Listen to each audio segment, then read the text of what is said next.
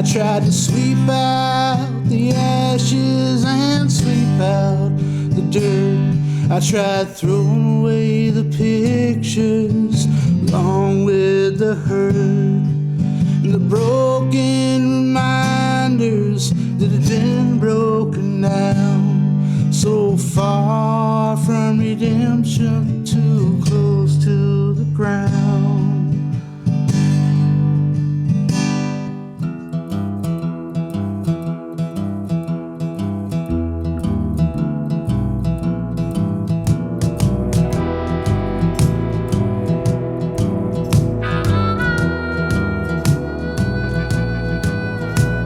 Something in the water taught me how to crawl.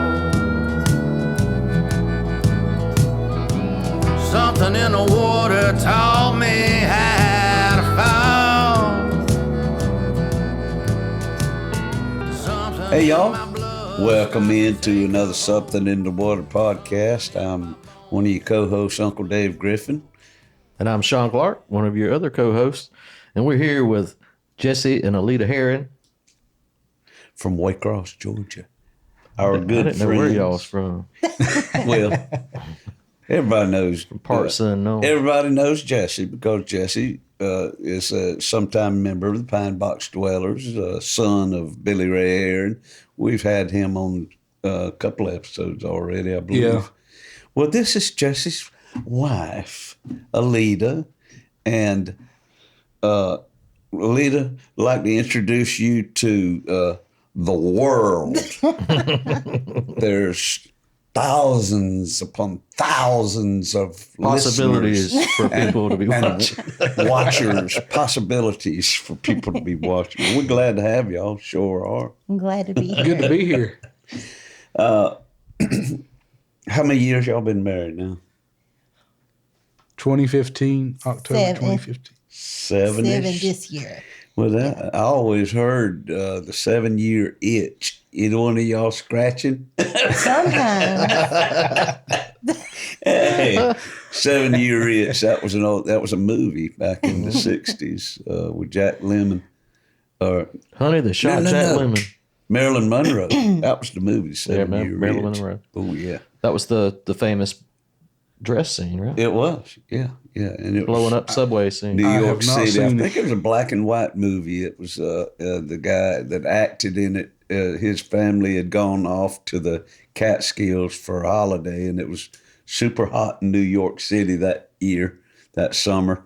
And all of a sudden, he realized that his one floor down neighbor is damn Marilyn Monroe, and she's walking around on her balcony with this white dress on, because it's cool during the summer, and she's taking ice cubes and cooling herself off and everything, and he just goes slap crazy. And it's a comedy. It's meant to be funny, but the 7-year itch, and I think old Rodney Crowell and married Johnny Cash's daughter, Roseanne. Yeah.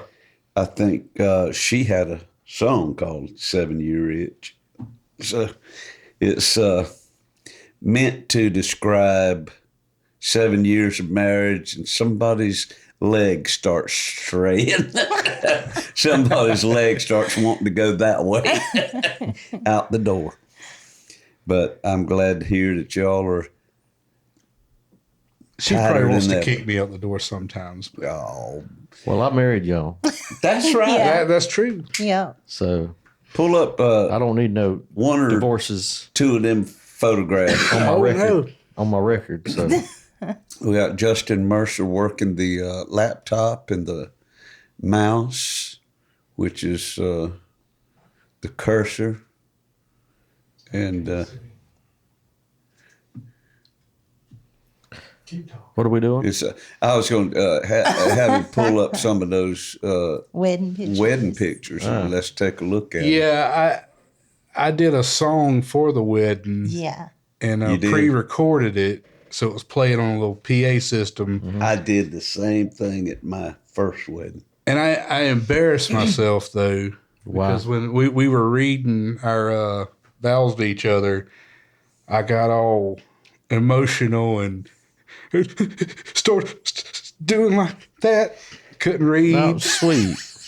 That was sweet. I didn't cry because Now I I'm was gonna cry drunk. in front of all these people, and I can't hold it together. And I'm trying, so it's making it harder to breathe. And I Got the shaky cry. got shaky. He didn't Well, plan. damn. He didn't plan on writing something though. We were originally going to get John Wills from Albany That's right, to play while I walked down the aisle. He but was then going to play passed away. sax. He passed. So that was 2015 that y'all got married. October of 2015. All right. Well, That Laura let's Walker. see. Yep. Yep. There Here's we a few are. pictures of that lovely day. We'll share with our audience and y'all. Yeah. That was a good cake. This took place at the gazebo down next to Laura S. Walker Lake. It's a state park right here in Waycross. Beautiful scenery out there. And here we go, drinking the Kool-Aid. Kissing the kiss. Get a room. Kissing the face. Okay, you skipped that one. That ain't the wedding. That ain't the wedding, but I'll come back to There's that later. Sean. There's a vow and the vow. And that's Sean right there with his back to us. And that's, I present to you. Y'all look just as happy right there as you do right now. I'm happier now. Yeah. I see a lot more gray in the beard now, Jesse. Yeah, that's That's my what- There was a patch where I wasn't as happy. And that's where That's, no, I, We see, I found it still again. see the gray there too. Yeah, but that's what 7 years of marriage will do. Yeah.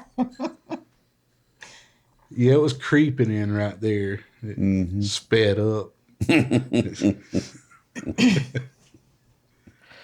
So, Jesse, you have, since we've had you on last, you've started carving a bunch of stuff Yeah.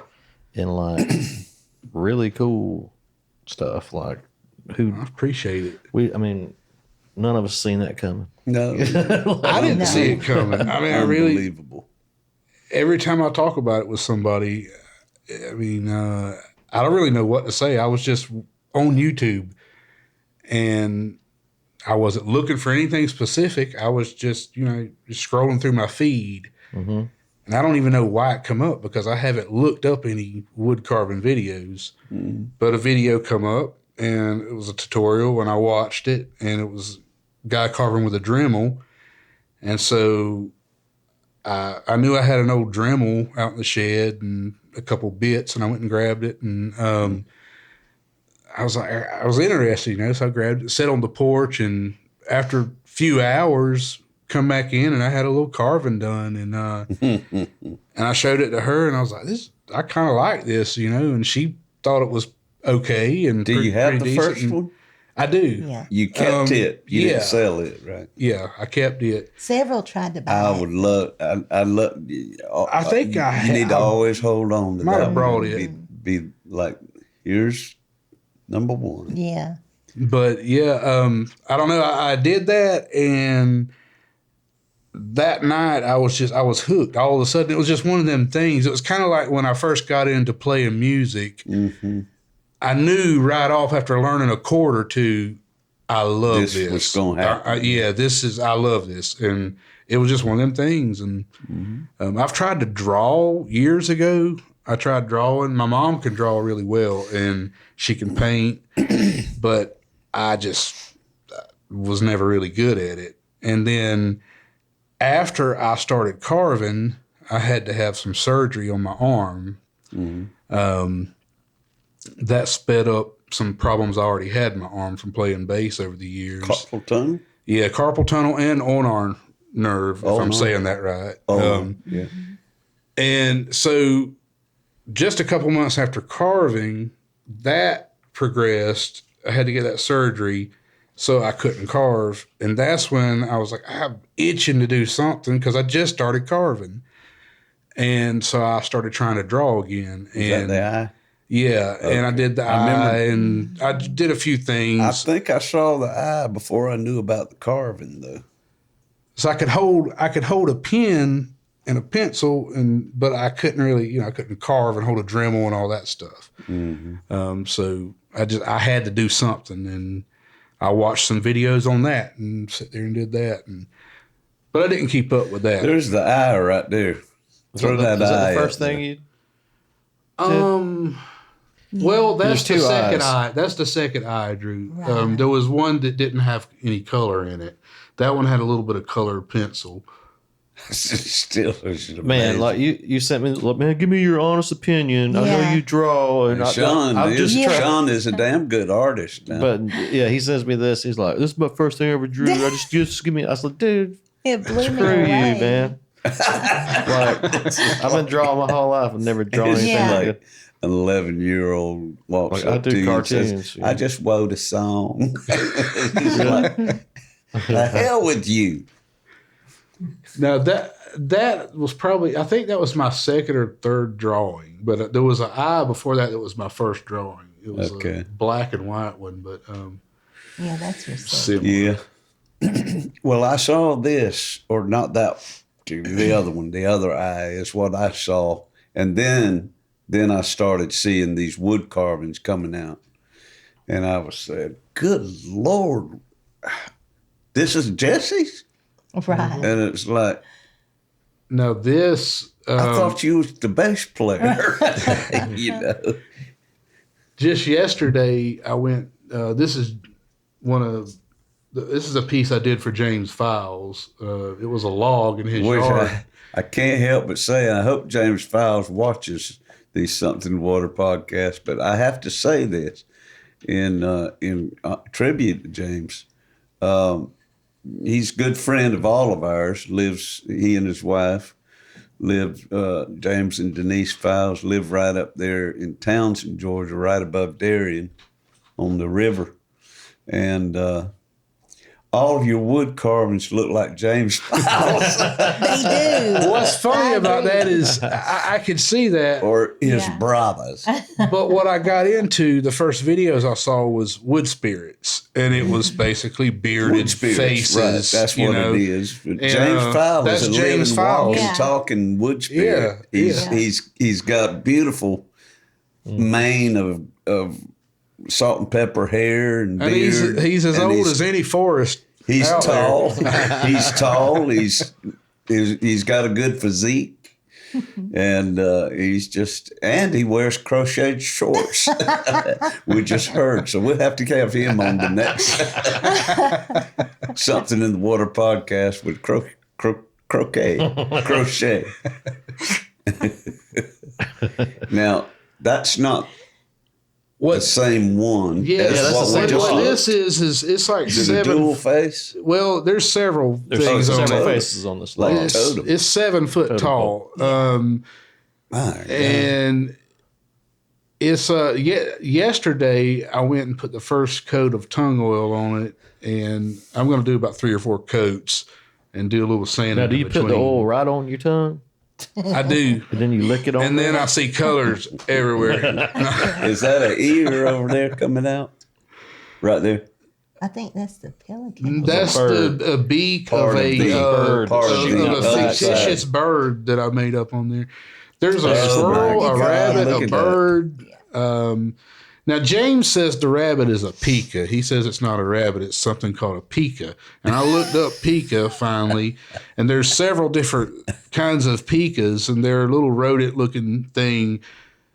But I don't know that I fully Pikachu. agree that it looks fully like a pika. It Pikachu. must have been where Pikachu, Pikachu. came It, from. maybe it did. It actually Because he might does have. look like a little rabbit. But Yeller. I was going for well, actually, it was first a cardinal, and I messed it up. I hit it with the angle grinder, knocked the beak off, and had to turn it into a rabbit. Oh, okay. Is that it? The rabbit below the bird? Yeah, there's some up close pictures of it somewhere there too. Then there's a squirrel. Too. This is going to be an amazing production right here. Now. So that tongue hole's made it change all those colors, right?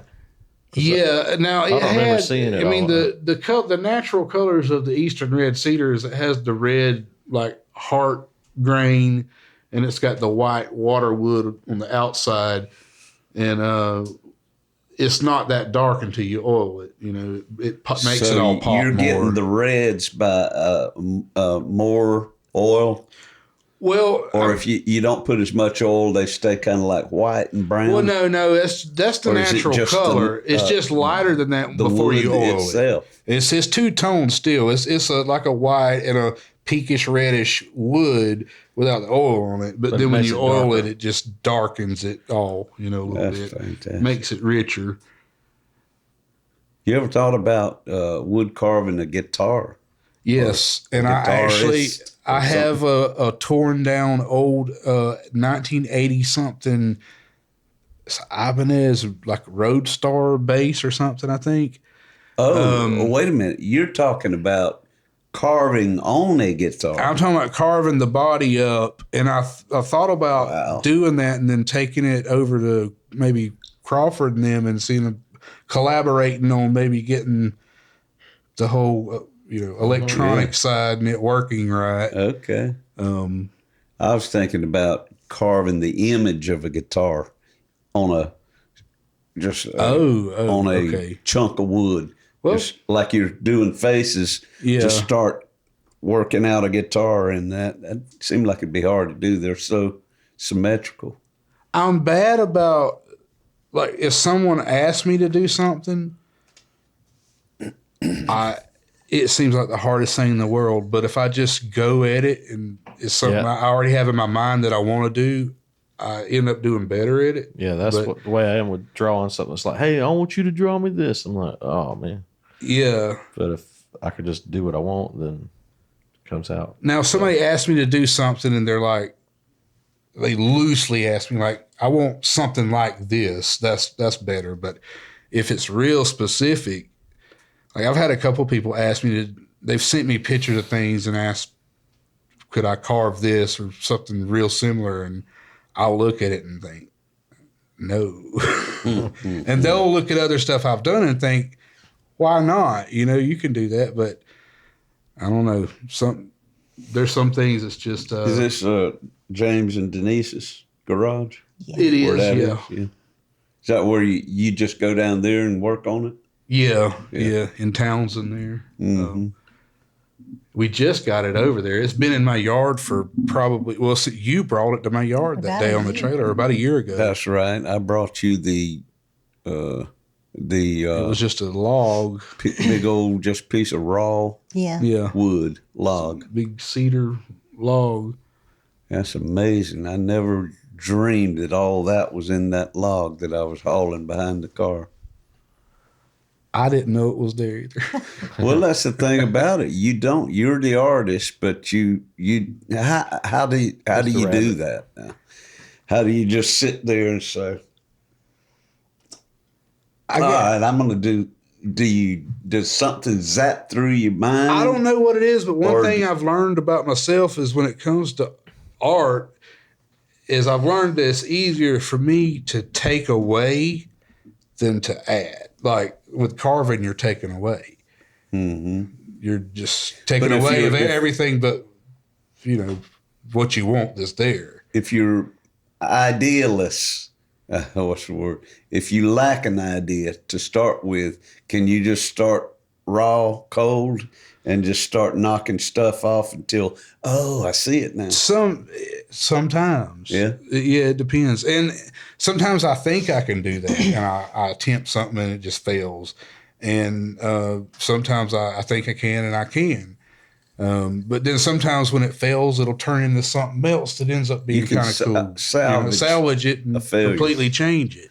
What do you think? Maybe back in the days of Rome and Greece and everything, when those sculptors, they were working with granite, marble, just these huge chunks of stone, Yeah. Do you think that, like, one of them might have started chiseling away and working on the big toe of a god, and then just screwed up.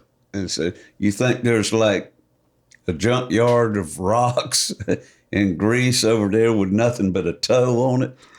And they just said, screw it. Scrap toes. Scrap toes. The graveyard of toes. Hey, I could fingers. use those. Where they at? Graveyard of toes and fingers. Ellita, how's this changed your home life, having all this stuff going on? I love it because it gets him out of the house. Gets him to shut up for a little bit? I enjoy it though when COVID first come along, and he was interested before in woodwork just as a hobby. He had mentioned it a couple times. Mm-hmm. And then when COVID happened, like he said, he started trying that, and it just turned into something beautiful that nobody expected, and I'm proud of him. But I know you are. You got to be. I've enjoyed it though. I mean, I've enjoyed seeing him get the attention that I feel like he deserves for it. Was it surprising to you that he was as good as he's become? No, he's always better at everything than I. This came out of nowhere. I know it came. It really did. That didn't like so. No, it really didn't though, because You he's like very. to- I mean, Who the hell did I Jesse's marry? always been good at the things I knew he was good at, but I just like, It you're going to still just did. randomly be good at carving wood now? What the hell? It really. I mean, I guess it goodness. was a little bit of a shock, but Yeah. honestly, he's just ever since I've known him, any single thing that he tried, he was exceptionally well at, Yeah. and it just makes me And, mad because I'm not. You got that recorded now. Oh, I tell him all the time. But no, he's got so much more talent. That's the love of a good woman behind you right there, and because Yep. she's like my wife supports me up and down, and I know she does a hell of a lot better supporting me than I do her, but I'm telling you, there ain't nothing like that. You got to have that. It's good. I got to have get me that. one in. Good. It's good to have. It's good to have that. Yeah. Now, Ellita, you've started a YouTube channel. Yeah. Wait. Tell us about that. It's What? What's you it didn't called? know that? No. Yeah. Alita's Health Journey. Oh, cool. I started it last March.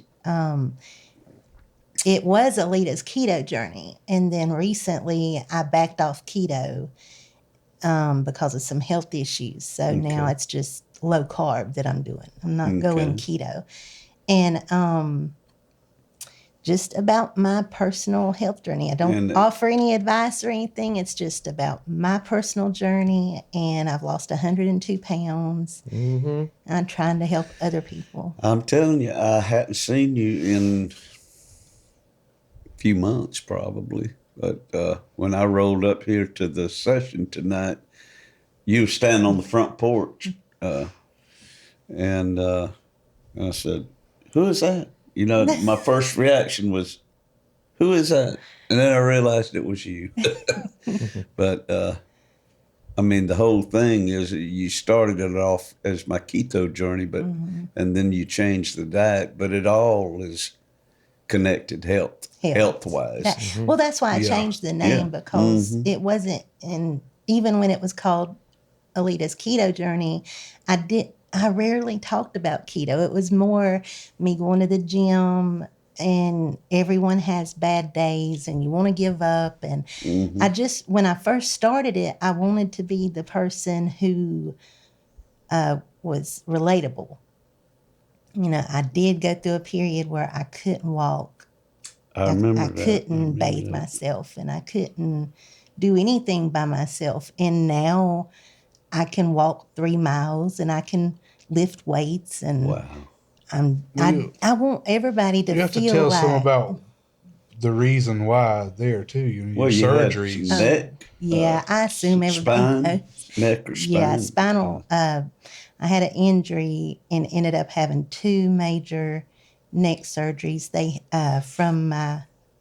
They cut me from about the middle of my head down to my torso. They replaced 8 discs, and I have 2 rods from my neck down my torso, and a cage built like around my neck, titanium. Wow. So I remember when all that was happening and everything, and you were having a time. After the surgery, it was not going well. I mean, there was a fluid leaking. Got septic. well, I got septic. Septic. JC was at the About studio. that close to death, and we didn't know it. Yeah, I was staying We with my didn't know at the in-laws time. because they didn't have steps at the time. And so I was staying with them. JC was at the studio, and I told my mother-in-law that day, my nurse came by to check on me, and I told her I just wasn't feeling well. I didn't feel like doing therapy. She said, that's okay, just relax. And later that evening, my mother-in-law tried to feed me. I wasn't hungry. This was how long after the surgery? 2 weeks to the day. And my friend come in to see me. JC was at the studio, and I had 8 covers. I think on I was me. recording you that day. Yeah, actually, it was You were in the studio I remember recording it that day. being very personal. I remember hearing, being right involved. in Yeah, it. because we had to go to the hospital quick. Because when Mm-hmm. they checked my temperature, it was like 104.3, Yeah, and it I was out of high.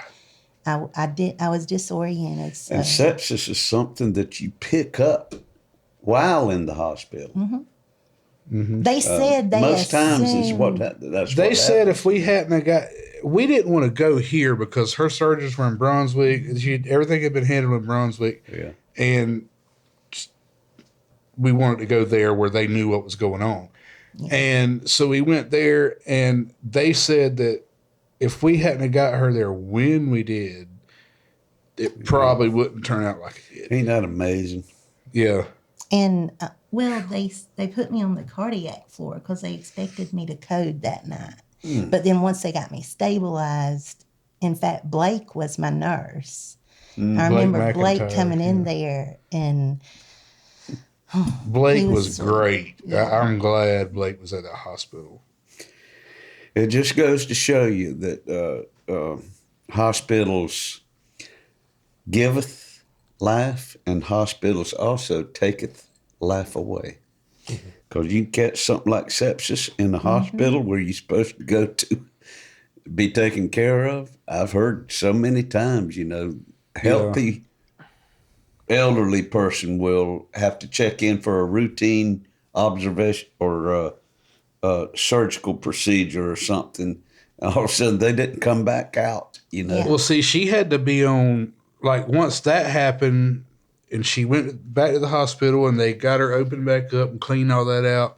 She was there for a little while longer, and then once she got home, she had to be on a PICC line with antibiotics daily for 4 months? Yeah. 4 months straight, and had a home nurse coming, which was actually Mandy Mercer.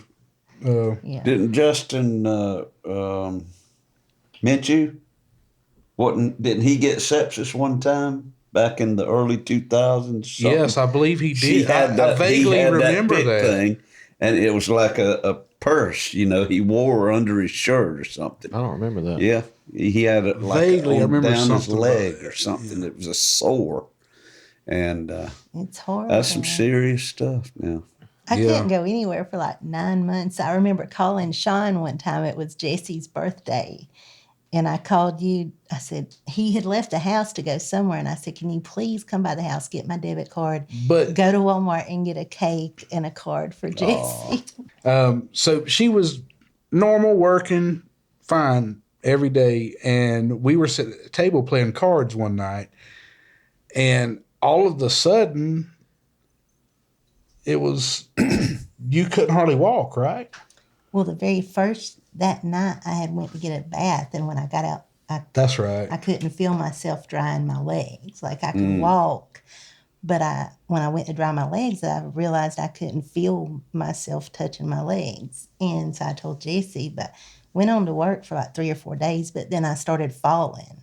I got real bruised up. And then it got to where I couldn't hold a pen with my hand, and it just the paralysis kept going up and up and up. And then they took me into emergency surgery. Yeah. But that's the total picture of your 180-degree turnaround or 360-degree Yeah. turnaround. I'm trying. Because you're actually running and not running, walking. I remember those low times where Yeah. y'all were like, we don't know if she's, Yeah. I remember y'all's concerns about ever walking again Yeah. or what was going to happen. Yeah. And look at you. It was Yeah. scary.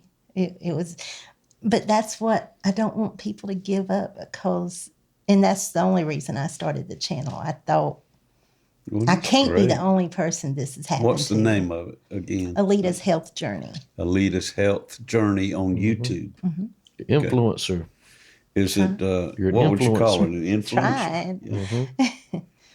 Does it go up, is it in competition with Something in the Water podcast? Because if it is, by God. Folks, if I had a YouTube channel, it'd probably be called Something in the Water. No, it'd probably be called What Got Me Through It All Was Towns Van Zandt and Liquor.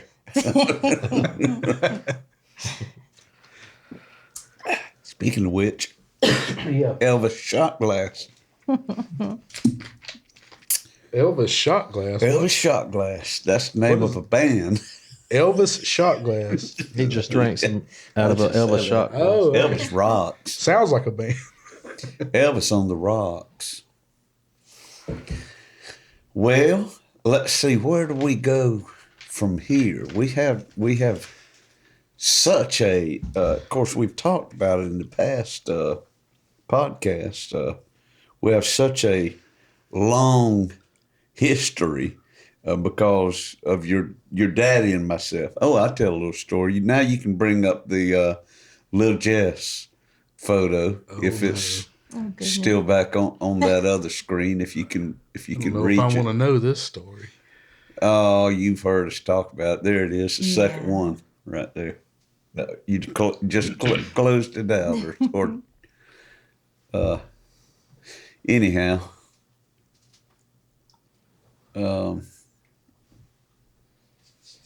There's a picture of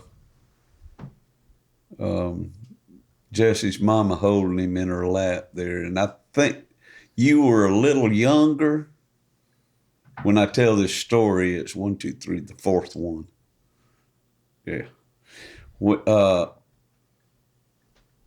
You looked a lot like that. Only this, you were probably looks to be like about 4 years old in this one.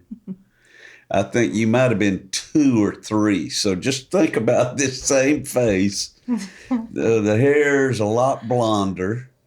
2 years earlier. Yeah, it got darker and darker. I was white blonde when I was really Anyhow, your daddy brought you over to the house, my mama's and daddy's house that I stayed in, for many years. Oh, I know where this is going. Well, my mama was I love your mama. I hate this story.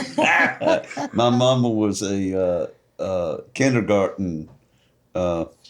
She wasn't a full teacher, paraprofessional at Memorial Drive, and she had gotten off work and came home. When she came in, me and I was sitting at one end of the couch, and Ray was sitting at the other end of the couch holding Jesse on his lap like this.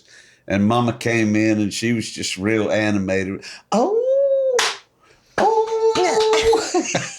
It's just like kids, And she got sat right down next to Jesse on the corner of the couch and kind of got in his face, It's like a cat, or an animal that, you don't come real close to them and start whispering affection at them. The cat's gonna reach up and just. Yeah, that's about what happened. Ray's just sitting there holding his boy, and Mama's up there kind of writing. You want to come to me? You want to come to me? And Jesse's just sitting there with this look on his face. About that time, before anybody could do anything, he just reaches up and slaps her. Oh my God. Slaps my mama across the face. Way to go, I don't Jesse. remember this. I'm sorry. Of course you don't. That was way too ancient. That's gangster. A memory, but Mama, it didn't. Mama was like, "Oh, she's saying Don't beat him, Ray. Don't beat him. She didn't get it as bad as my Aunt Louise did, though. Oh gosh. What you My do to Aunt her? Louise, my granny, well, my great aunt, Louise Thomas. my granny's sister. She And I don't remember this, but I was told that I was a baby and I had eaten, I think, spaghetti, and she was holding me up and going, ah! I can see where it is You headed. know where that's going. Yeah, I heard that I threw up in it. Yeah. She had her mouth open. Barf. My cousin Chris did that to my dad. And I watched that. It was funny. Oh, Never, ever shake a baby. Now, my other memory is because I used to spend a lot of time over at y'all's when you started the trailer park over there on Mount Pleasant, or actually your grandma did, yeah. and your daddy and mama, y'all lived in a trailer, right? And you had a swimming pool, and your daddy had a pool house, which turned into Hickory Wind Studios, Yeah. where we recorded all of our demos and tracks for Lowry. When we got those publishing contracts with Lowry, and so many historical There's years, a lot of memories stories there. going on right there. But y'all were just kids, y'all were. And I just started work at the post office in 1985. And I remember, and I was just going through a divorce too. So it's like, oh God, I'm working the bomb shift and midnight hours. And I remember that Sunday I had off, and I said, I asked your daddy, would he, if I bought the VHS tapes, would he record Live Aid, the concert that happened, in 85 in America and England, Bob Geldof thing, Feed the World and all that. We are the world. We are the children. And I fell asleep in the recliner over there at y'all's house, but I was awoken by this, your sister. It was just you and your older sister, Jenny, and I heard Jenny screaming bloody murder. Oh, no. And I kind of come to, and Jenny comes running in there. She says, Jesse just peed on me, or something like that.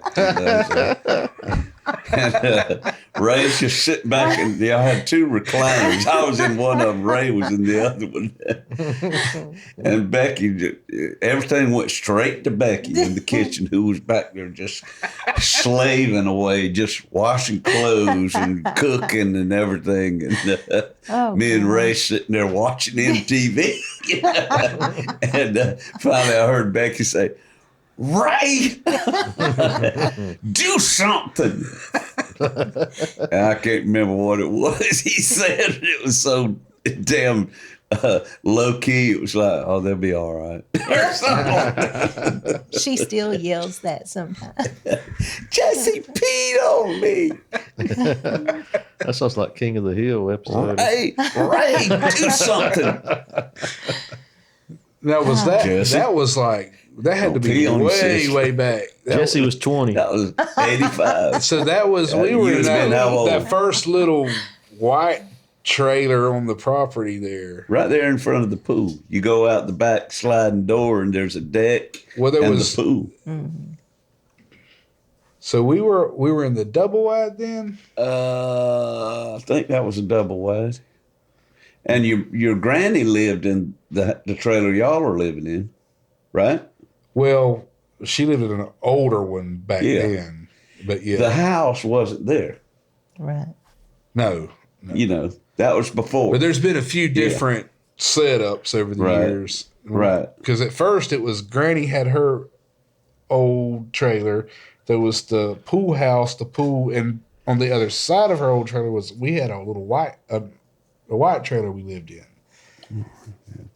The only, and this might be just my bad old man memory coming in, but the only trailer that I can recall that I associated with Ray and Becky and you and Jenny was the one sitting in front of the pool, right dead parallel with the pool. We had a double wide after the white trailer. We rented the white trailer out after we moved out of it, and it ended up burning down. I don't know if you remember. I don't even remember big that. fire over there.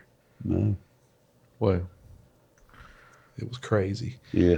Lady went to the store, went to Flash Foods, and left a fan on in her bedroom, and it caught a sheet. A sheet got pulled up in the fan somehow. And just the time she went to Flash Foods and come back, one whole end of the trailer was already engulfed. God. It burnt the whole trailer down. That was a crazy day in the trailer park.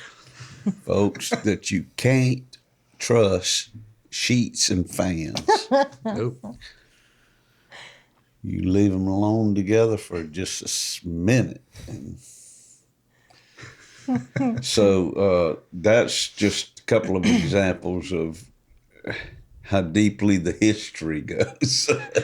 Dog Hill is what my uncle named it. And, of course, me and your daddy, Billy Ray, or Ray, as we've been talking about, we were kind of like, I guess you'd call first or second generation dog healers. The first generation would have been Arnie and Stan Cheshire and Sylvia, whatever her name was on the end there. I didn't hardly know her. She was so much older.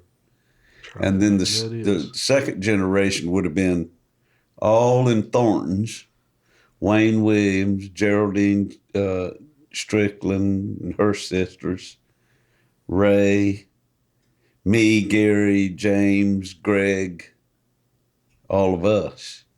And then that became the backyard sports and all of that stuff that we thrived on, you know. And then the third generation of Dog Hill would have been y'all. Would have been you and Graham. I guess Little Dean. Yeah. Well, you had Uncle Arnie's kids, which were older. Tammy and they're older than the rest of Rhonda. us. Tammy and Rhonda and Lee. Yeah. Yeah. Yeah. This area that we're talking about, though, is probably pretty legendary as far as the beginnings of certain things that carried on and had some kind of little significance that carried on into, because your daddy taught me the first notes on a bass guitar lick was Hey Joe, right? Yeah. Jimi Hendrix. And because I wanted to be a bass player. Wow. And then I was a bass player for a while. Then I said, I can't sing and play bass at the same time. So I learned to just strum. And he also helped me along with that, you know. And then we've done so many things together as far as firsts, you know, musically. And the studio, the practice house, the old practice house way back over there next door to the old block building. The old block building. We still got pictures of that out there somewhere on Facebook. But it was the first country rock band out of Waycross, you know, that was the other thing we did. We put a band together. And your mama financed the instruments and the PA system. not your mama, Ray's mama, financed the deal. We went down to Jacksonville and bought Stratocasters, casino amps, and a custom PA system. And that went through its thing, you know, and then I just kept on going on with music in my life. He did the same in his.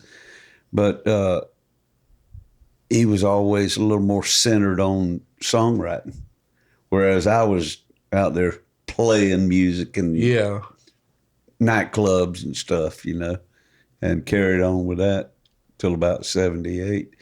But Ray was always pushing the songwriting. And also, by that time, we had discovered Graham Parsons. And he took it upon himself to immediately, in the summer of 73, he went out and started calling on former piano teachers, former workers at the Snively Groves Box Factory. He would go walk around and interview all these people that were relevant in Graham's early childhood, you know. And he did that so extensively that he was called on by Ben Fong Torres when he started, this fantastic journalist started writing a book about Graham Parsons, the first book about Graham Parsons. They came seeking the truth to Waycross, to Billy Ray Herrin. And Billy Ray was one. Because he had a lot of stories from people that had died, and nobody else would have had those. They wouldn't have had them. Never had those stories from Bessie people that Young, knew the family, you know. Bessie Young, his piano teacher, when he was 8 years old, was long gone, you know. But the funny thing about it is Ben Fong Torres wrote that first biography on Graham in, it's been about 1991 or 92. And when he first came to Waycross, he went to the Journal Herald and talked to the guy's brother. Mm-hmm. He talked to Gary. Mm-hmm. And Gary said, you need to call this guy. You need to get going over there, talking to him. And Gary put him in touch with Ray. And did Gary know who Ben Fong Torres was when he came in there? I would imagine he introduced himself, you know, and Gary was probably like, you know, Gary was, you want to burn one? Ben Fong Torres was a former writer or editor for have you seen the new Rolling Stone magazine. The new Netflix thing about him? There's a. I was watching that. Yeah, there's a documentary on Ben Fong now that just come out. I was watching that. I don't think I finished. I haven't seen it. I watched a little bit of it, but the little bit I watched was already getting good, so I need to go back and watch it. But yeah, there's a brand new thing on him. But the funny thing about it, and I think we covered this in one of our earlier Something Water podcasts when Billy Ray was our guest. We were watching that tribute concert at the Memorial Stadium that took place in 92? 91. 91. Yeah. And there was a lot of stories that went down on that podcast. Y'all need to search that one back up in the archives there on YouTube. But the amazing thing was that Ben Fong Torres, in all of his exhaustive research done out on the West Coast, talking to the people who knew Graham when he was a musician out there back in the 60s and 70s, Graham told them a whole nother set of stories, you know. He often embellished his childhood. Yeah. His daddy was Coon Dog Connor, and he wasn't just the guy in Waycross, the former fighter pilot in World War II. He was a country music singer, according to Graham. He was a country music singer that died in jail. Wow. You know, he embellished his childhood stories Right. and everything. And so Ben Fong Torres was getting all of this information and trying to throw it up against somebody else's information to see if it jived or didn't, you know. So when he got here, the story about the house was, as far as he knew, was that it exploded on the eve of the sheriff's election in 1969 when Robert Lee, the sheriff of Ware County, was running for re-election. And the truth of the matter is that they think that Robert Lee intentionally did that so that the voters would have sympathy on him and go to the polls the next morning and vote for Robert E. Lee. Poor old thing. His house blew up. Did y'all hear about that? Let's vote yes. But the house wasn't destroyed. No, it wasn't. And it was right over there in Cherokee Heights, about a block from where Caution Light Media used to live. And all it did was knock some bricks off the outside of the house. And, of course, it probably smoked it up on the inside and everything. But, see, that house was bought by a steel guitar player in a band in Waycross and moved, cut into two sections and moved out Brunswick Highway where it still sits now. And Ben Fong Torres didn't know that. And so when he's sitting there talking to Billy Ray Herrin and Ray says, "I can take you to the house. You want to go?" And Ben Fong Torres sitting there, "The house? Didn't he say the house don't exist? The house doesn't exist." And Ray said, "Oh, sure it does." You know, it was like in Ben Fong Torres' mind, it's like, here I am in the deep South with some guy named Billy Ray telling me that Graham Patterson's blowed up house is sitting right up the road. Okay. It's like, all right. Okay. And Ray knew that. And he toyed with him. They got out there to it. And Ray walked around the back and came out in front, and he told Ben Fong, he said, we got to haul ass these people back here. Ben Fong Torres was still on edge, you know, but finally he just said, "No, I'm just joking, man. Come on." And this is what he said now, and he said it in many interviews. He said the hair on the back of his neck stood up when he took a left and walked down that long hallway, and he saw what he had heard from other people about a description of the house, the floor plan, you know. Yeah. And he said, when I turned down the hallway and I saw the gun cabinet at the end of the hallway, where it had these little things where you lock the gun and you set the gun in, then you fold like a guitar stand. Only the people were using it for fishing rods. They had their fishing rods stuck up in it, you know. He said the hair on the back of my neck stood up. My journalistic hair. And he said, that was when I knew. These folks in Waycross ain't bullshit. Wasn't there also some initials and some That's what I was gonna cement say. somewhere? Carved in the closet on a 2x4 Okay. in the closet. Wow. I've been in it several times, and it's, you know, as a fan of Graham Parsons and knowing his childhood and his history and everything, you know, it's neat, you know.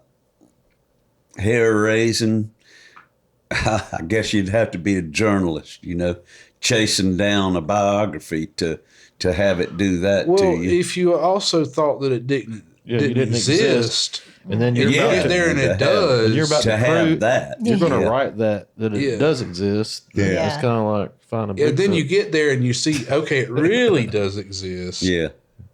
Yeah, I could see that. Yeah. Well, even as us, as musicians and as aficionados of his music and everything, that it can get real, fan worshipy kind of thing. You walk in, okay, here's his big bedroom, which was his walk-in closet was as big as some people's bedrooms, because they had money, It's just a fascinating story. His whole life is just a fascinating story. Somebody ought to make a movie about it one day, and I think Keith Richards may have bought the rights to this book we just talked about, the Ben Fong Torres biography. I think Keith Richards may have bought the rights to that, which includes potential future movie or what have you. Now there was, which, a lot of it's not true, but there was the Grand Theft Parsons movie. Yeah. Which And there's only bits and pieces in there that touch on realistic. truth. Yeah. Well, it was a dark comedy. Yeah. It's what it was meant to be, and it was, because a lot of that didn't happen. Right. The stepfather and the wife, Gretchen Parsons, they weren't riding around in the desert all trying to, it's mad world scenario. But we all want to take a little break and do some business. Do some what? Business. You don't want us to do it. We're going to come back and hopefully Jesse's going to play us some guitar and Alita's going to sing. That's what he told you. I know you can. Alita will be back. I have heard you sing before, and I know have it's good. Y'all might wish know she was it's good. singing after you. We'll turn all the lights off. How about that? We'll be right back. Something in my brain won't let me stray. Something in my veins gonna find its way. Something in the water taught me how to pray. When the cold black water finds its way into your veins, you'll never be the same. Welcome back, folks. As we promised, we're going to do a little bit of music right here. This is a musical segment featuring our good buddy Jesse Herrin and his lovely wife. Come on. Coming in hot. Give me some skin. His lovely wife, Ellita. This has been a good night. It has. So far. And we're going to just bring it on down to some real Dog Hill roots. What's this song, Jesse?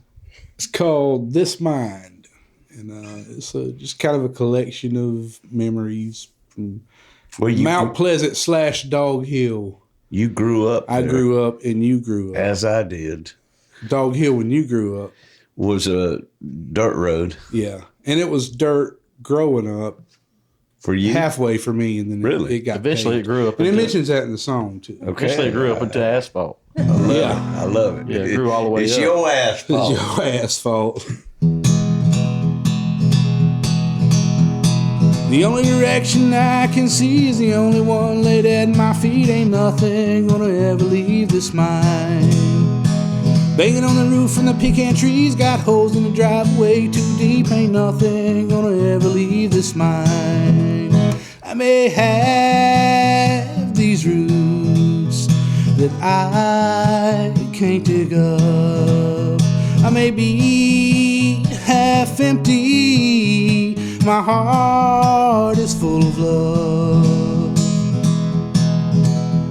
From the Dog Hill dirt to Mount Pleasant paved, the friends I wish I was able to save. Ain't nothing gonna ever leave this mind. Turning them up and never turning them down. Do the libation twist all the way to the ground. Ain't nothing gonna ever leave this mind. I may have these roots that I can't dig up. I may be half empty. My heart is full of love.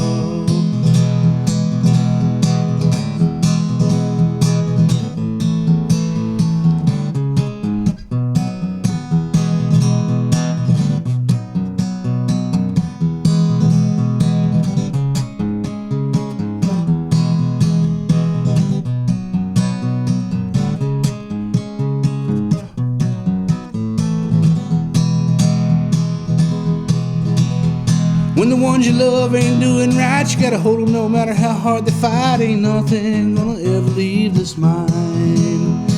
Days go by faster and faster, you gotta make sure that you fill them with laughter. Ain't nothing gonna ever leave this mind. I may have these roots that I can't dig up.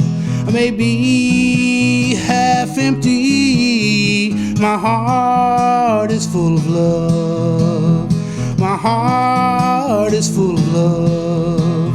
My heart is full of love. Damn. Yeah. That made me I'm feel a like. little rusty.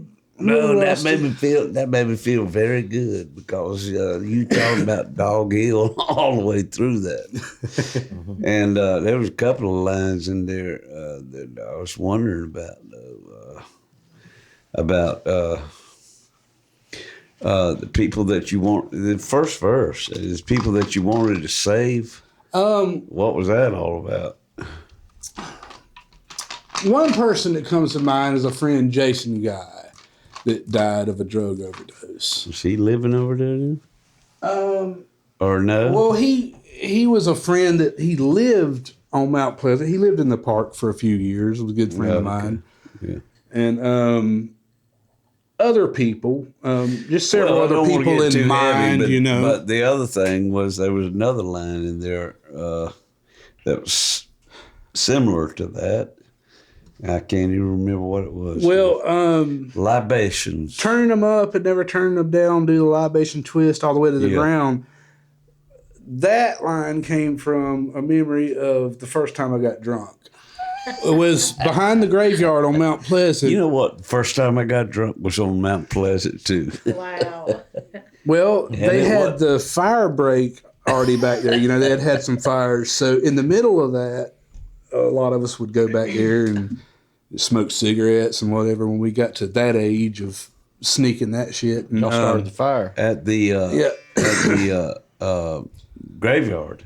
Well, behind the graveyard, in the woods, the wooded area. The wooded area. That's where I used to hunt squirrels. The very first time I got drunk, and I'm not proud of this. I'm going to go ahead and say this ahead of time. But we were young and stupid, and me and Jason Guy and Eric Guy and their little brother, John Paul, we swiped some beer from the convenience store.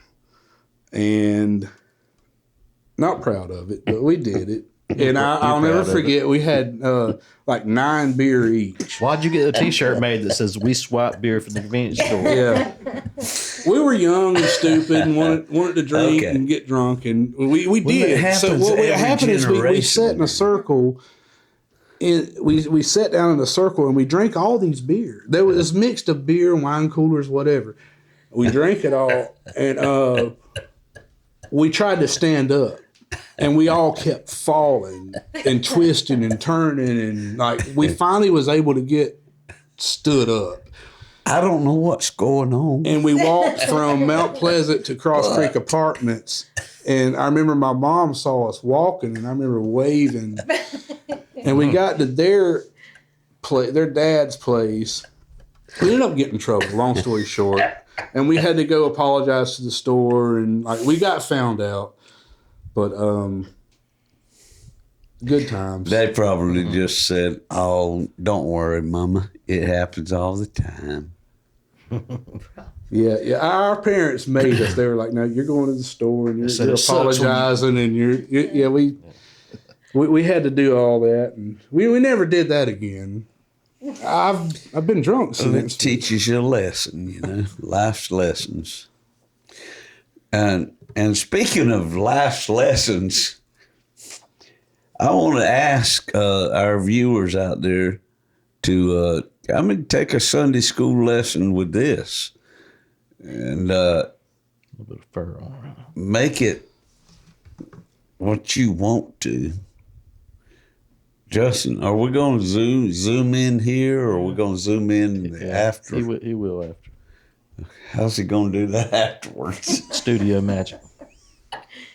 Well, this is some of Jesse Herrin's carvings, folks. And he starts off with a solid piece of wood, just like this. This right here. This is the solid part. All right, he's already carved one. But that's all he's going to do too. Yeah. But I thought you was going forward. No, I'm not finished with that one. Yeah, this is okay. going to be I a. thought he was. That one, I'm just triumvirate. making it up as I go. Okay. Which a lot of These, them I do that. Many of his carvings, as you will have noticed already, are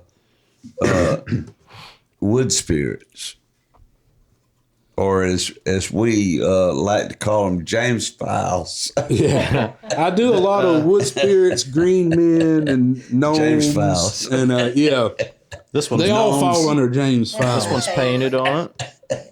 Because sometimes he's got leaves all on his face too. Depends on what he's been doing out in his yard. Who, James? He might be a green man one day. He might be a wood spirit the next. What he is, folks, is an excellent human being. He's a wizard. He is a wizard. He's a king. Full of He's knowledge.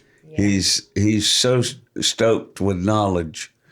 I love him to death. He's old Saint Nick in the holidays. He is during the holidays. He's Santa Claus during the holidays. Now, And for me right now, he's Mr. Crochet Shorts. now I want to mention about the carving. I'm sorry, James. I'm not. Denise, I'm just saying, God bless.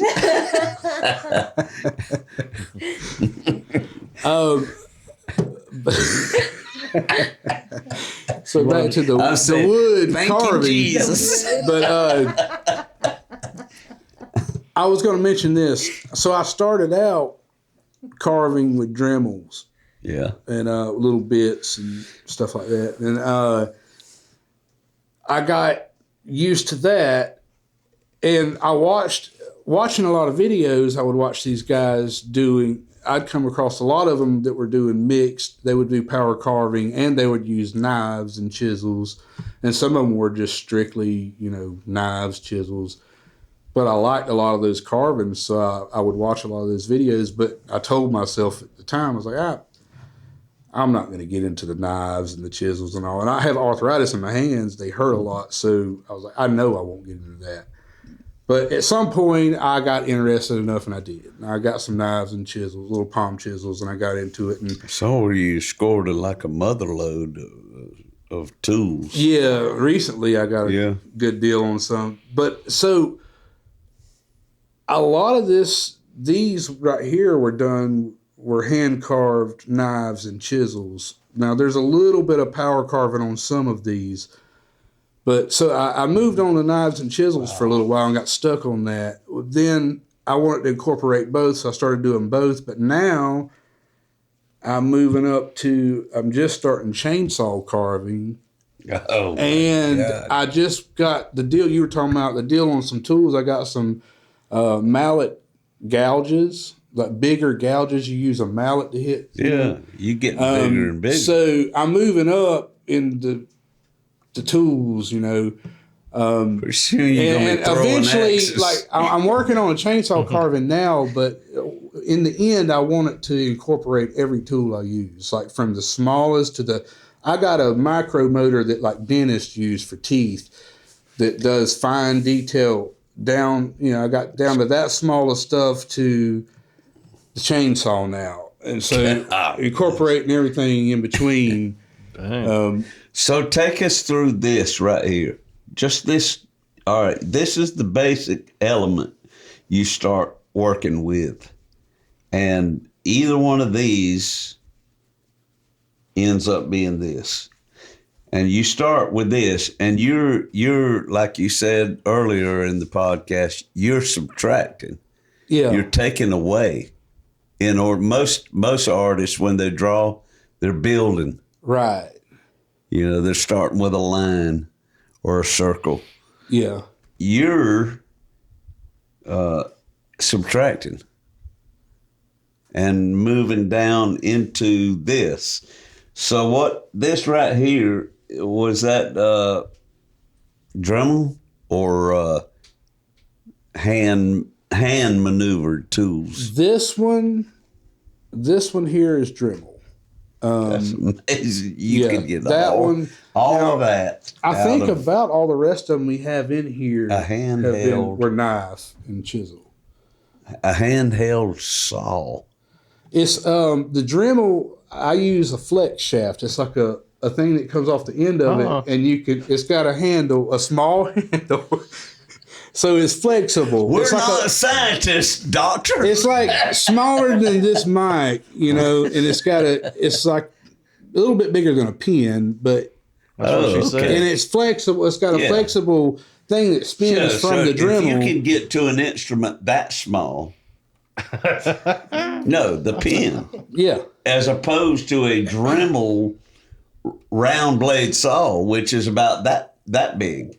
Well, or a fucking chainsaw. You're doing chainsaw. Well, a If you get Dremel down to rotary a tool pen- itself ain't very big, but if you have to hold it by itself without the flex shaft, it's fatigue on your hand after a while. Like you're holding that up trying But to this is a carve, and family it's jumping show, all Jason. over the place. It's a family show. You're saying that you can take Flex this shaft. down to a like a pen, which is fucking. This ain't the deep end. They got some folks. really small. I got a few different ones that some of them are really small hand pieces. That's what I'm saying. It's almost like a pencil. Yeah, almost. You can do some detail with that. Yeah, and the higher RPMs, the faster it spins, is more for smaller bits and doing fine detail. The slower torque, slower speed is more for roughing out and doing like something that's a more aggressive bit that's going to take away a bunch of material Like at at one the beginning time. of the beginning of the thing. Right. The finer detail is. And I've when you even speed got it up one when you that's get to the end. I've got one hand piece that's a chisel. It's an electric chisel, and you put different ends on it, and when you put pressure, it does like a chisel. But then I got into the knife carving, and now I'm into the chainsaw carving, and Wow. now this is cottonwood bark. This is very soft. This is why I got into the knife carving, This is because the black poplar. yeah, it's I may not be 100% correct. It's I want to say eastern black poplar, Which is but there's a scientific more name so for it. up in the Northeast, right? Well, it grows in a bunch of states, but it's different sizes and different, depending on the region or depending on how big the bark and how big the tree is and what you get out of it. Cottonwood. And I order all this stuff, like I've ordered from Ohio, from Illinois, Montana. I've gotten a couple pieces from Canada sent to me. But the further south, you're going to get smaller. There's some that grows in Georgia, but you're going to get smaller bark. Mm-hmm. So I like the bigger pieces like this. Do you document your stuff? I mean, like when you make a thing, do you detail the this is exhibit number 65 made out of cottonwood from Canada? I sign kind of everything. I initial it, and sometimes I date it. You should I'm go very on slack into, at you should go on dating, and into some major detail. I have totally forgotten about the numbers. You'll numbering. appreciate it. You'll appreciate it later. And you could when you sell the pieces, you could have a little card that says how it was done, what You could say period. this piece, the wood arrived from Romania. Now, I can look back at all my pictures and everything. I do have pictures saved, and I can look back and figure out in order my carvings. Do it now, because the more time goes by, you'll forget. Yeah. You know, do it now while it's fresher. Well, It's coming from a 69-year-old man. you were documenting. Do it Son of a now Gun, while it's too. fresher. Dave documents everything. And it has helped me. Where can they get with you to get some of your pieces? So, as of now, I have a Facebook page, J H Carvings, JH Carvings. I do not have a website yet, but I plan on having one soon. I will do commissions, but based on if it's something I think I can do, you know, I'll be honest. If it's something I don't think I can do, I'll say I don't think I can do it. But I do commissions, so. And I have several pieces for sale. I just haven't posted them all. I did do a post recently, and I said I have all these pieces, but I didn't put prices up. I just figured if anybody's interested, just message me if you see something you like, and I'll tell you if I still have it and you know what it costs and with shipping and everything. If it's not local, I have shipped a few pieces recently. So, Do you ship worldwide? I have not yet. Okay. But I mean, Well, that's the next step. Yeah. That's the next step. Wonderful. Oh my God. I mean, you know, we just been so blown away by the fact that this was hiding underneath your hands, you know, your subterraneous skin. Your beer thieving hand. Your beer thieving hand. I want to ask you now, Yes.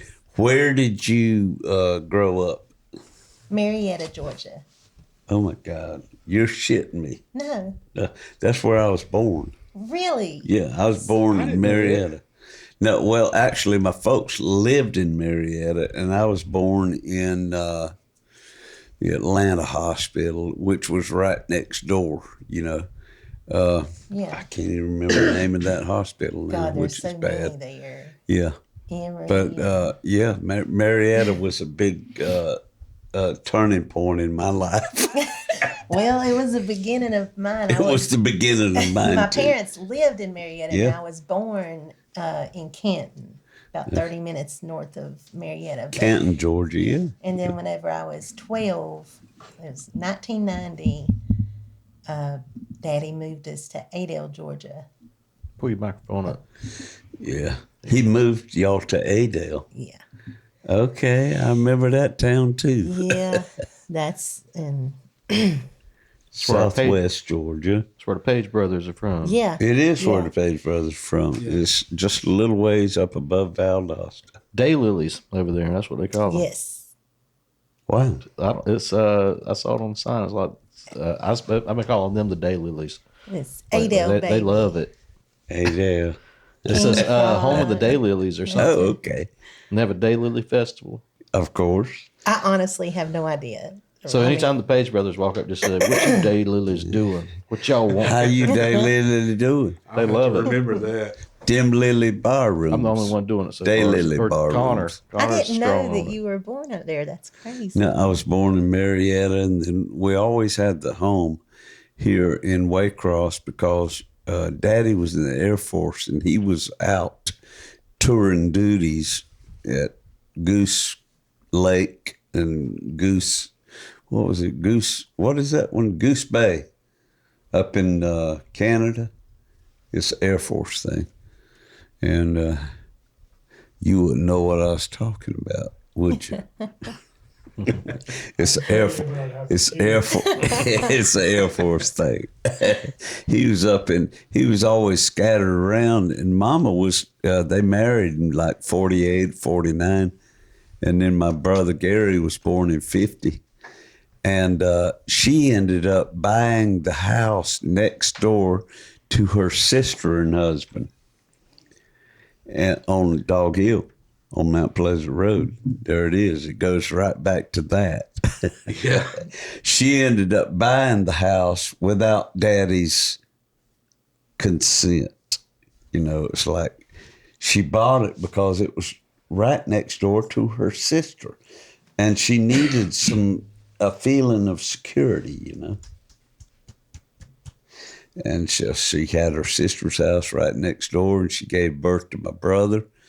And then Daddy was stationed in Marietta and gave birth to me. And then we moved back down to Waycross while he worked in Jacksonville. And then he got orders to Tripoli, Libya. And that's when we all went over there. Yeah. And that was great. And then we came back and we moved straight away to Albany, Georgia. But we always had the house on Dog Hill, and we could always come back. You know, when Daddy would go on tour duty for 6 months, we'd just pick up from Albany and move back to Waycross for 6 months. Like I spent the last 13 days of the first grade at Memorial Drive. First half of the second grade in Albany. Second half of the second grade, Memorial Drive.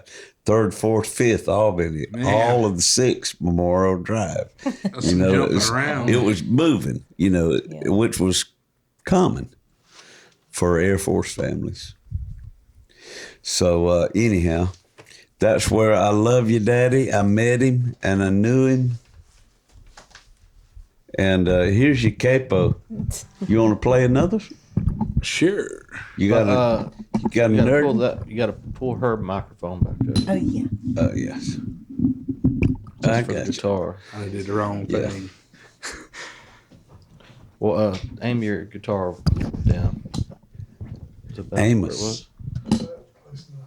Amos. Moj. Yeah, what you got for us now, Jesse? Hell, I don't know. I had a couple more worked up. I didn't know what you want. How many you wanted me to play? We'll just play whatever suits you, man. Now that song that you just played, was that in context with Hauntings? That song came later. Yeah, you wrote that after Hauntings. Yeah. Okay. I was going to bring up Hauntings. That was what?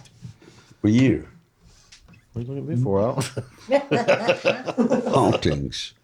What year did you come out with? 2015 is when I had the release. Okay. But it was like a few years of compilation, like compiling songs, recording them. Right. 2 or 3 years, I don't know.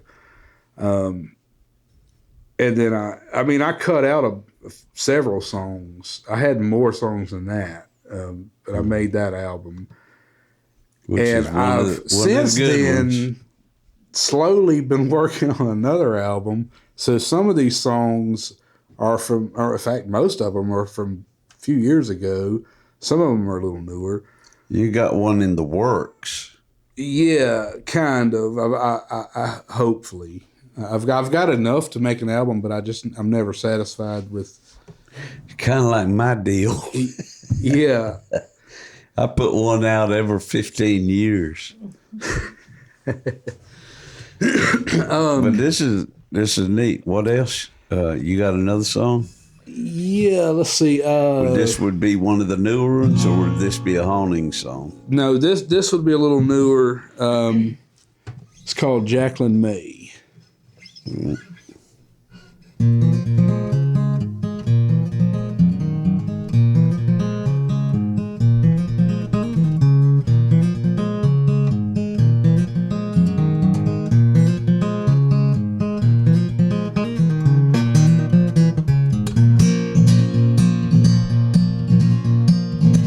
Wooded and twisted trails where you ran so far from me, never turned to see my face. Oh, Jacqueline May,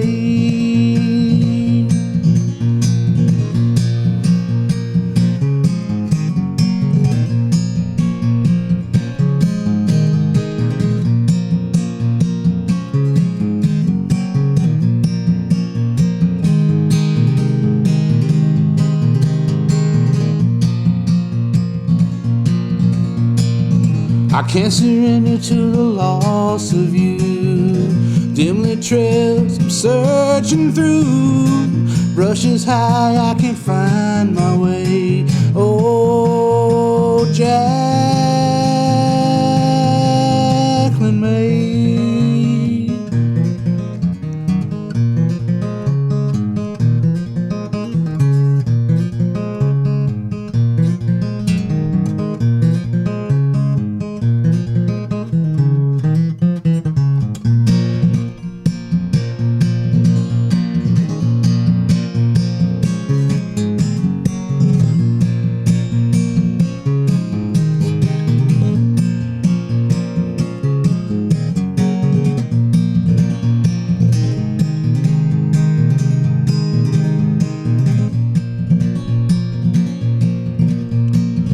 Your picture hangs way above the mantelpiece of my love. Sit and weep every day. Oh, Jacqueline May. It was you who helped me grow. All the thoughts no one knows. All my demons were kept at bay. Oh, Jacqueline May.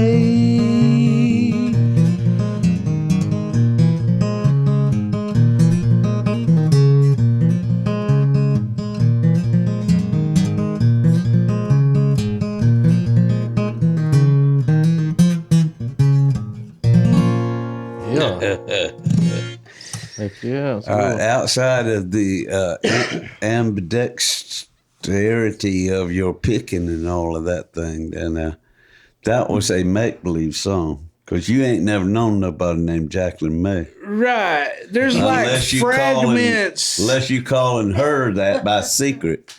Well, a lot of my songs will be like little speckled pieces of a Just memory something. or something that's real. And then And you fabricated. then you put it to a fabrication. Some of it. Yeah, And yeah. it just depends. Because some of it can be real. Yeah. That's beautiful. Yeah. I did have another one, and I was leery to play it or not because it's my newest, or one of my newest. When you turn the red light on. Well, it's not really dirty. Okay, well, good. I love it even more. You know you love it more if it's dirty, Dave. I'm a deep end kind of guy. I'm sorry, but I can't help it.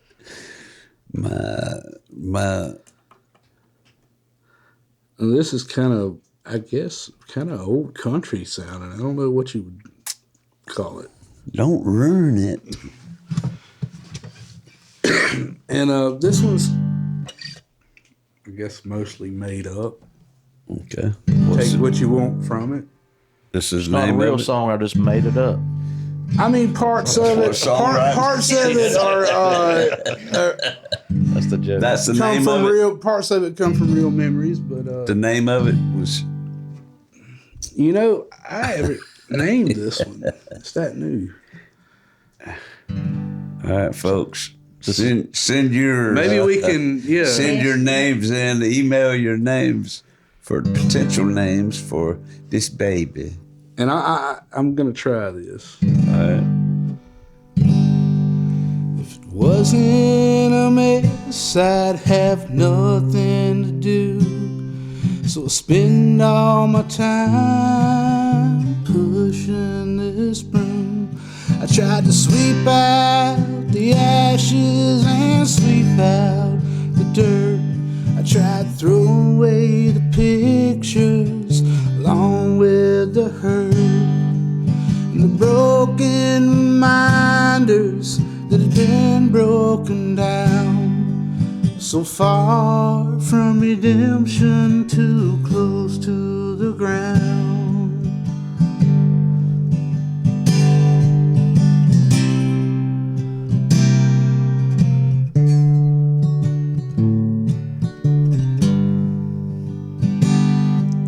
Well, I planted all your promises, row after row.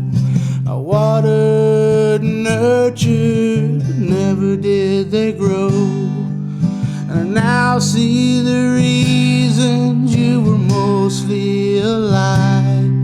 You were born to a mother who only let her love die. I tried to sweep out the ashes and sweep out the dirt. I tried throwing away the pictures along with the hurt and the broken reminders that had been broken down. So far from redemption, too close to the ground.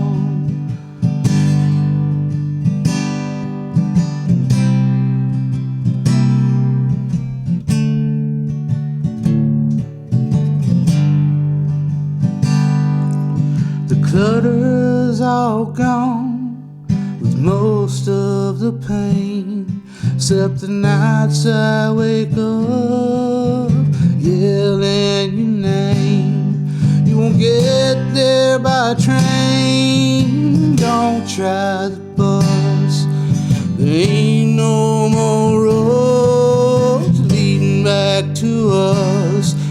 I swept out the ashes and swept out the dirt. Yeah, I threw away the pictures along with the hurt and the broken reminders that had been broken down. Weren't so far from redemption, no, too close to the ground.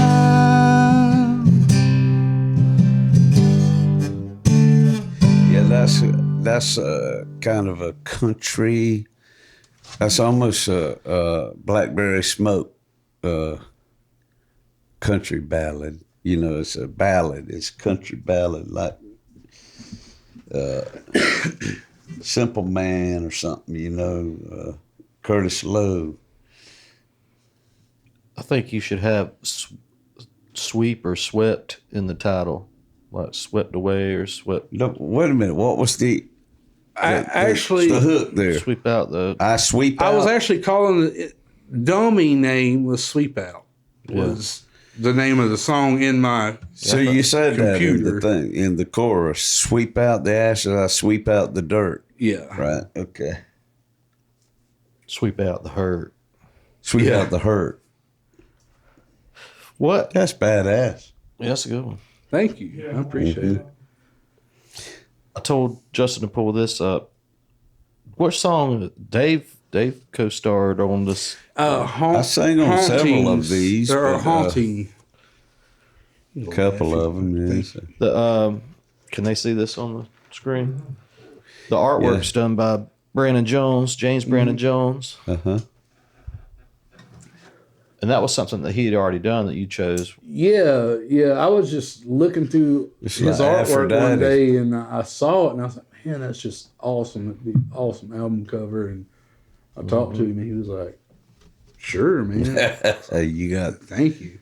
He actually gave mountains me. or a wave? I have the original painting of that too. He gave Clouds. it to me. That's clouds, but behind her feet, is that a mountain or Mountains. wave? Yeah. So that's Greece. Well, it looks like maybe a half of the Parthenon or a third of it. And it's got a CD in the ground. Just the mood I get from looking at that fit. I don't know, for some reason it just fit the album. Yeah, that's original artwork right Well, that there. looks just like my body. Ow. Play Hauntings, if you will. Haunting. Haunting. I remember being in the studio singing the harmonies on this. Now, me and Josh Sharp co-wrote this. He wrote some of the chorus. The sailor gone waiting for my love, the third shelf down the leaves, this world awaiting for the girl.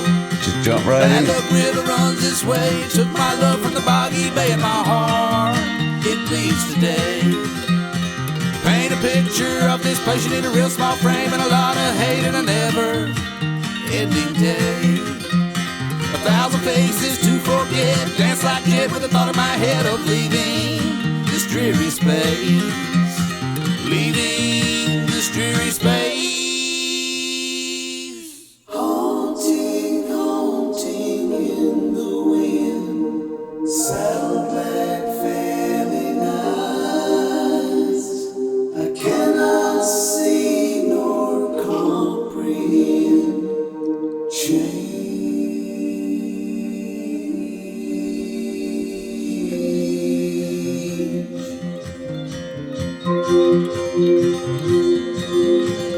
That was Dave on that part. Yeah, you stacked like 3. I think you did 3 vocals. I stacked some So in it. fed up with You did the a whole main damn and town 2 falling harmonies on pieces, top of it, going I down my think. shuttle of age is speeding. I'm the tailor of the This is life you I singing wear. harmony Not a lot with of yourself. tread It's left me to trail singing my and him coat singing of harmony with salvation's me. warm. He's harmony on all the verse parts. Anywhere Yeah. bound, distortion for side, lust behind the Yeah, fire, about my wound mind me out. assassin of the pain. He was like, wait, how are you saying that word? Perfect world, a little bit convinced your love ain't worth 15 cents. You ain't got. heart. Not only do you Ain't have to worth match keeping. the pitch, you have Your to match heart ain't worth the keeping. phrase. Yeah. The phrasing. Haunting, haunting, Then you let me do my own thing here. saddleback failing eyes. I cannot see nor comprehend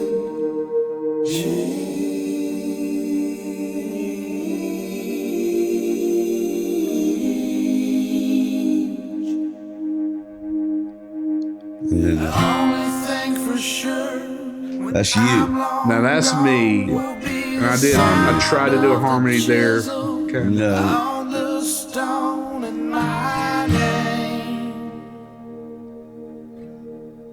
will remain. It's a good one. Oh boy. Appreciate it. Yeah, that was a blast from the times. past right there. So that was when? 2010? You know, I'm not sure Or- when we recorded that song, but 15. I come out with the album in 2015. 2015, okay. It's within Awesome. a year or two there, probably before that, somewhere. All right, well, we're fixing to turn to the tale of the week, folks. From Uncle Dave Griffin. That's me. This one is actually y'all are watching this, and in 6 days from now, it's my young son's birthday. My young son ain't so young anymore. Well, I was 40 when he was born, so do the math. He's fixing to push on to 29. And during the Christmas season of 1998, I wrote a song dedicated to my wife called The Mother of My Son, who 5 years earlier had given birth to my one and only son, Connor. Not yet. Not yet. I spent long holiday days at the Waycross, Georgia post office selling stamps at the front counter to stamp lickers. And after work over a couple of weeks, I'd ease out to Jeff McDonald's home studio to record the song, intent on having it ready by Jesus' birthday. Owing to the surprise factor of the CD stocking stuffer, I had to be very secretive. All my wife knew was that I was spending a lot of nights out of the house.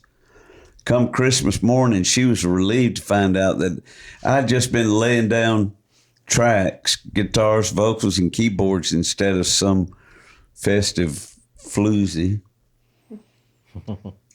A few weeks earlier on Thanksgiving weekend, we had held the first annual Griffin Guitar Pull. Over the next 25 years, the festival has outgrown the backyard and evolved into the Graham Parsons Guitar Pulling Tribute Festival, held yearly in mid-October at the Okefenokee Fairgrounds in Waycross. My 5-year-old son, Connor, in 1998, brought the house down with a note-perfect rendering of George Harrison's sitar-influenced song from Sgt. Pepper, Within You, Without You. Safe to say, the young'un didn't stand a chance. Being a huge Beatles fan myself, Connor was raised heavily on 1960s Liverpudlian folk melodies. He bought into the music of the Beatles so wholeheartedly that he adopted the persona of John Lennon, complete with a British accent, and for several weeks drove his brothers and sisters mad. Lynn, the mother of my son, was called for a meeting with his Williams Heights second grade school teacher, Ms. Franklin Pinckney. Ms. Pinckney complained that Connor was refusing to answer the roll when his name was called. She supported her story with the following student-teacher exchange. It's Miss Pinckney. Connor, silence. Connor Griffin, silence. Connor, why aren't you answering me? Connor, in full John Lennon mode.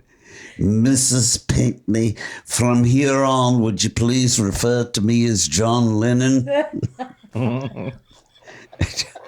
Oh, my God. Needless to say, Mrs. Pinckney was flustered. My wife told her that as long as his grades were good and he wasn't causing anyone around him bodily harm, why not just let him run its course, let his imagination go? A few days later, Lynn changed her tune when Connor insisted on calling her Julia, the name of John Lennon's dead mother. she said, stop it. Stop it now.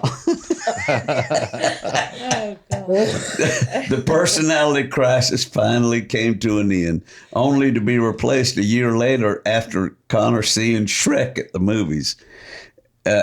Then he adopted Eddie Murphy's sass-mouthed donkey. Donkey. Okay.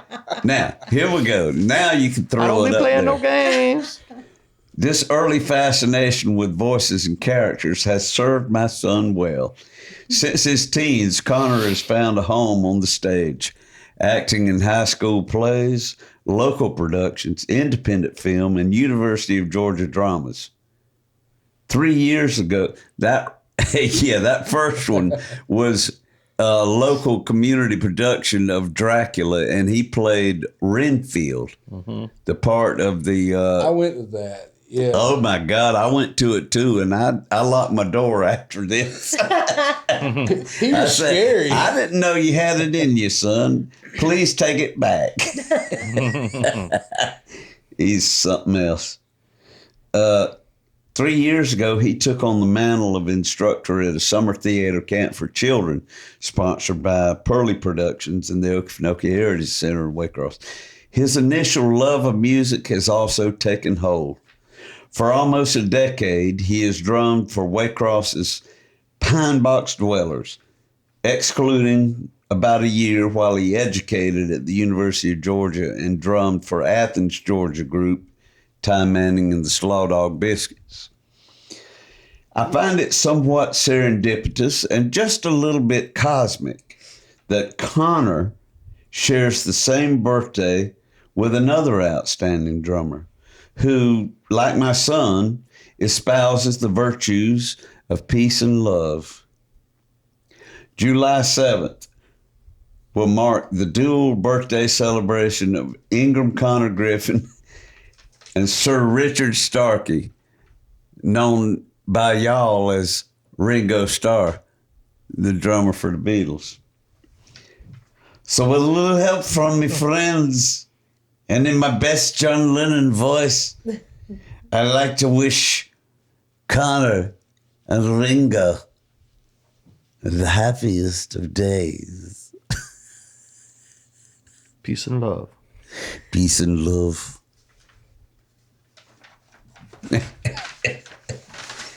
I only put that tale of the week in there because I knew it would be relevant to both of y'all sitting here. In the fact that he was Pine Box Dweller Sherman, and relevant to you as well, because you have been like a second mother to him. I think I think you've given him some good girl advice over the years. I try. Connor, you just need to put it back in.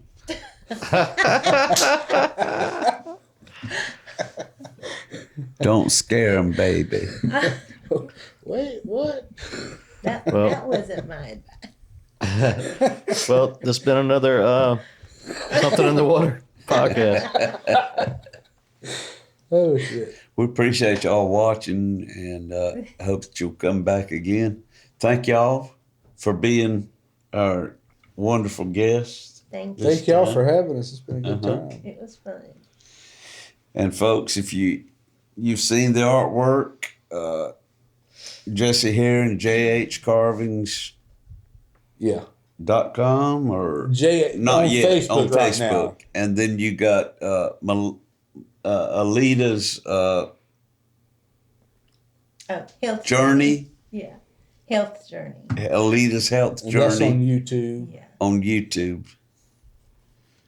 And then you got Something in the Water. You got Dave. And you got Uncle Dave. And you got Sean. You got Justin. Got Justin over there in the corner.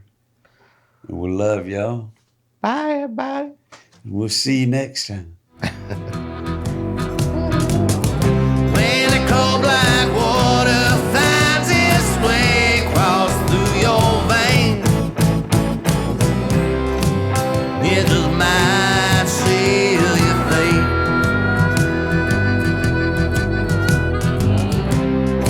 It just might seal your fate.